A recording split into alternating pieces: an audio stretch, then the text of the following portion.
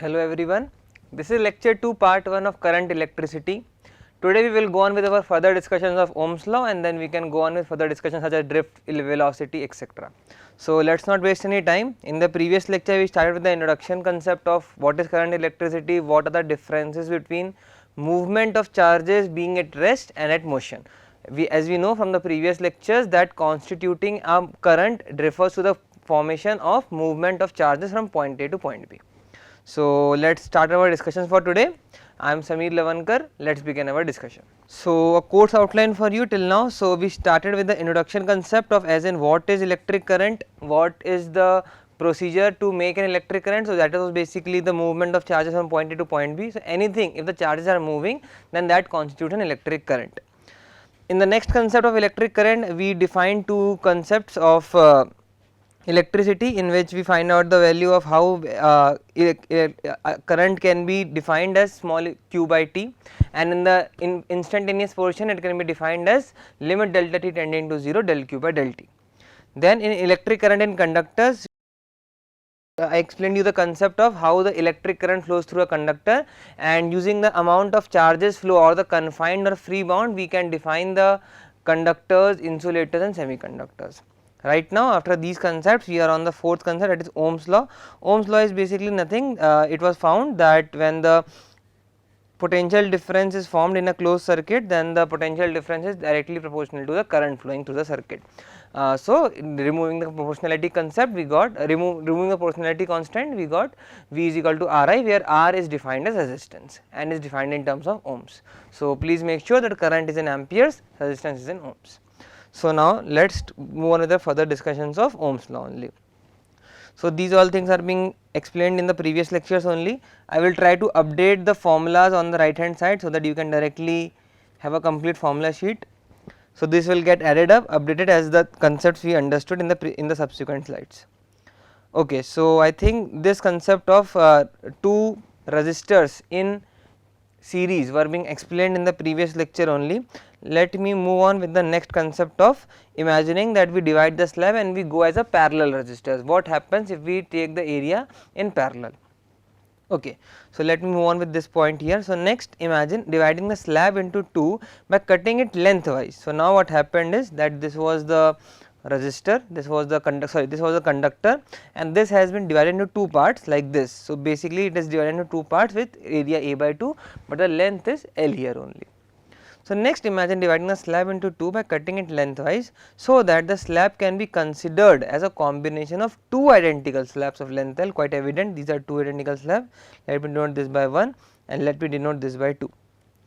But each having a cross section area A by 2, quite evident the cross section area will be divided as it is divided, hence the cross section area will be divided by 2. So this is the first cross section of A by 2 and this is the second cross section of A by 2. Okay. For a given voltage V across the slab, so quite evident if I make a this is a closed circuit here with the positive terminal here, negative terminal here. The voltage difference will be across both the conductors will be same, which is equal to V. For a given voltage V across the slab, if I is the current through the entire slab, so quite evident the I will be the current. It is assumed that if the I is current through the entire slab, then clearly the current flowing through each of the two half slabs will be I by 2. So just to make it pictorially more, so as we know that the resistors are being, let me write like this. Let us suppose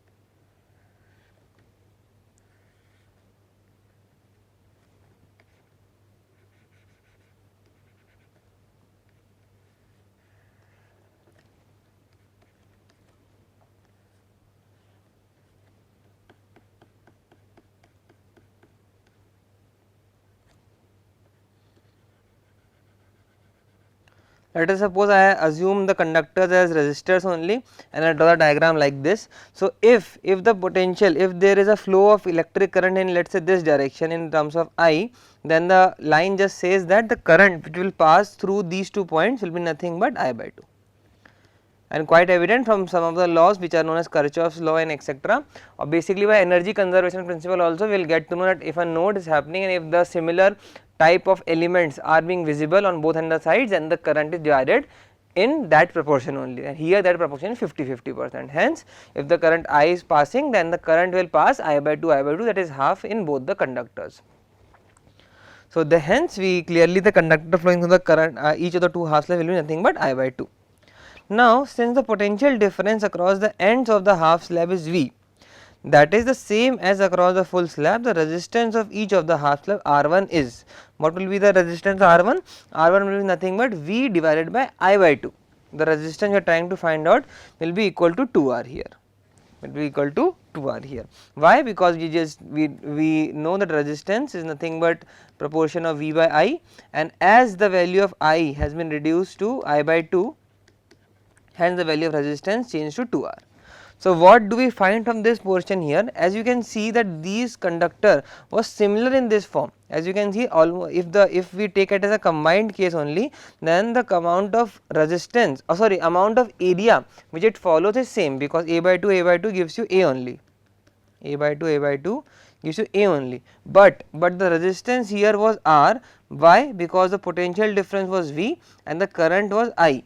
But here in the complete sense, if we find out the resistance due to this R1 only, then if so, what we presume here, that if we divide the area by 2, then and if we put it in parallel sequence, then the resistance, the voltage difference will be V and the current will be I by 2, which leads to the resistance to be 2R.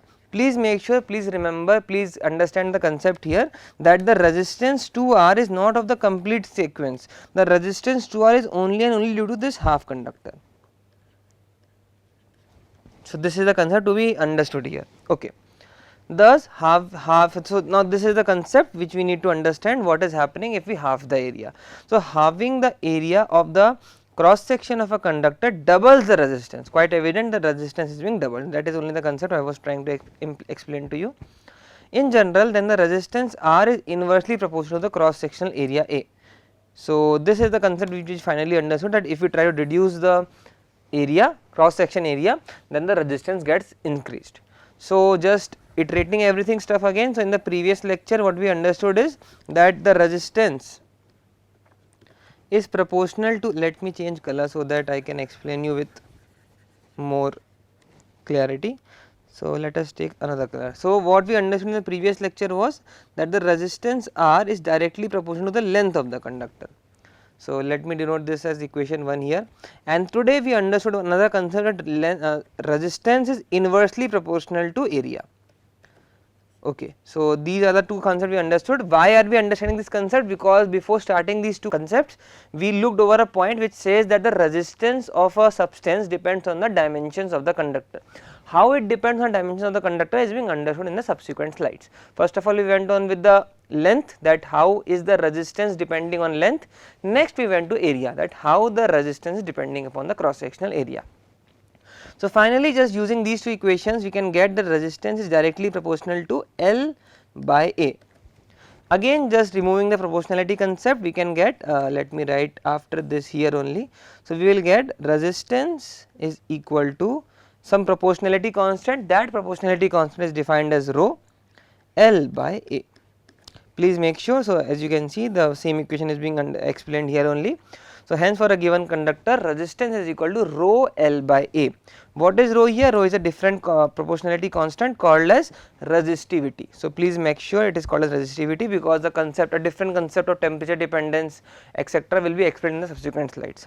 So, for now please remember this concept again, that what is R? R is nothing but rho L by A. So, where the constant of proportionality rho depends on the material of the conductor, but not on its dimensions. Please make sure, please remember now this, that this rho, now this rho is also a constant of proportionality, but it depends only on the material and not on the dimensions. So, even if the dimensions of a resistor is being changed from, let us say, A and L to A by 2 and L, or A comma 2L, anything, the resistivity of the material remains constant. It does not change. The resistivity before was R rho 1, and the resistivity after its dimension being changed will also be rho 2. But it will be rho 1 only. Sorry, by mistake. Rho 1 will be equal to rho 1 even if the dimensions are same, different. But if the material is being changed, let us say the first is tungsten, another is, let us say, steel. or let us say copper, then the resistivity of both the materials will be different. That is, if the resistivity of let us say tungsten is rho 1 and the resistivity of let us say copper is rho 2, then rho 1 is not equal to rho 2. This is for material. Let me write it here. So, for material what will happen is rho 1 is not equal to rho 2, but if the dimensions are being changed, if the dimensions are being changed, then the let the dimension by rho 1 has a area A and length L, and let there be a resistivity 2 for which the area is let us say A only and L by 2L, or let us say the area is A by 2 and length is L, then the resistivity of both will be same. So, this is the final concept which you understood from this slide. So, please remember that rho resistance is nothing but rho L by A, okay, and that is called as resistivity.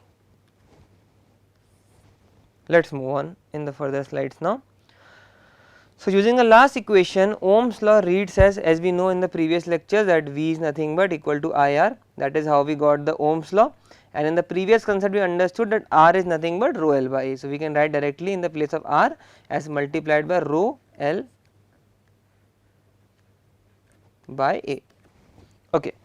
Current per unit area taken normal to the current per unit area. So, anything which let us say we are passing a cross section through this and we are trying to find out the value of current per unit area like this. So, let us say this is the direction of current.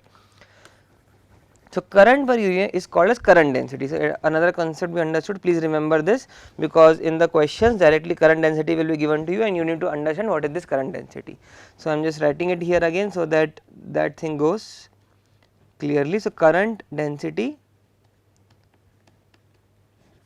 is nothing but I by A.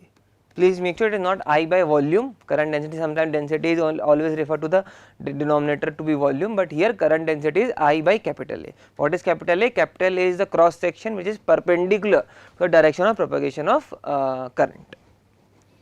As it is written here, it is taken normal to the current. Okay. N is denoted by J. So, this is nothing but this is equal to J. So, this is also one of the important concept, because in subsequent slides we will use a concept called as J. Okay, so this thing has been explained, this thing has been explained. Now, the SI units of current density are A per meter square, quite evident, because the value of let me change the color. So, because the value of SI unit of current is amperes and the value of area is meter square, hence the current density will have a unit A by ampere by meter square, hence this is the concept. Okay. Next point, the this thing is also being explained now. Further, if E is the magnitude of the uniform electric field in the conductor whose length is L. So, we in the previous lectures when I was trying to explain you what happens when there is when there is an electric field in which we used a conductor, we applied two dielectric rings of radius r on both sides, one was having a charge of plus, one was having a charge of minus, and due to that there was a movement of potential from higher to lower and the electrons are moving from negative direction to positive direction. In that sense, in that slide I explained you using a conductor like this, and if you remember, then the electric field was passing in this direction. So, if you remember, there also the electric field was being denoted by the letter capital E. Similarly, here also the letter capital E is used. So, that was only the significance of capital E, how this capital E came. Okay. So, further, if capital E is the magnitude of uniform electric field in the conductor whose length is L. So, let us suppose this is only that electric field, this is only that conductor through which there is an electric field E going in this direction. Let us suppose the length of the conductor is given to you as small L here only. Then the potential difference V across its end is capital E into L. So, you just need to remember what is the potential difference. Potential difference nothing but uniform electric field multiplied by length. Okay. Using these, the last equation reads. So, now we know what is the value of what is the value of capital V. Capital V is nothing but capital E multiplied by L. Similarly, we also know that in the previous discussion of here, we explained V is also equal to I into rho into L by A. In the place of I by A, we can write it as J, hence we get that equal to J rho L. Now, using the equation number 1 and equation number 2, we can directly find out, let me write it here. So, we can find out that E L is equal to J rho L. So now just simplifying the equation, we get E is equal to J into rho. So what is J? So basically what we found out that uniform electric fields can be calculated, which is equal to the product of the what we can say current density and the resistivity. So this is a new concept which we got. Please remember this formula also, that is capital E is equal to J into rho. Okay. This thing is also explained. So it is nothing but a simple use of two different equations, which first was V is equal to IR and second was using the equation of R is equal to rho L by A, and the third was that the potential difference is nothing but the multiplication of capital E into small l. What is small l here? Small l is the length of the conductor. Okay. The above relation for magnitudes capital E and J can indeed be cast in a vector form. The current density which we have defined as the current through unit area A normal to the current is also directed along E. So what we found out that the value of J was also in the movement in the same direction in which the value of E was moving. Hence we can just denote this formula in this form, that which is also directed along E and hence also a vector. So hence J is also a vector, which is nothing but we can write it as, let me write, if I write it like this, that J cap is nothing but J multiplied by E cap by E. So using a denotation of cap is used for vector form, hence we can find this, that J cap is nothing but J into E cap by E. It is only for your information purposes, there is no use of directly use of vector simulations here. Okay, so this thing is also being explained. Finally we concluded the slide by knowing that we know that capital E is equal to J into rho, and we can also use the value of J in a vector form, or denote that in a vector form, that is J cap is equal to J multiplied by E cap by E. Okay. So the last equation can be written as E is equal to J cap rho. So in the last we also know, so in vector form we can just write it as E cap is equal to J cap into rho. Multiplication of a scalar with a vector also gives you a vector only, so both sides are vector, or we can write it as J cap is equal to sigma into capital E. What is your sigma? Please remember that sigma is nothing but 1 by rho.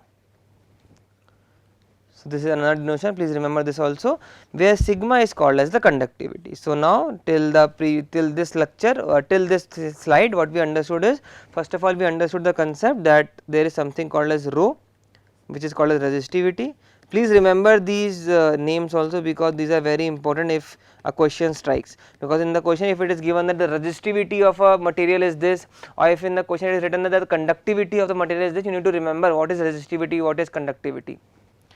So resistivity is denoted by a rho symbol, that is this, and the conductivity is denoted by sigma symbol, which is this.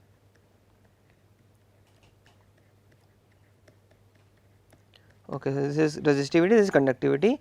Then we understood this, that R is equal to V into I. This is the next concept. Then we also understood that R is equal to rho L by A. Then we next understood that J is equal to J is also known as current density,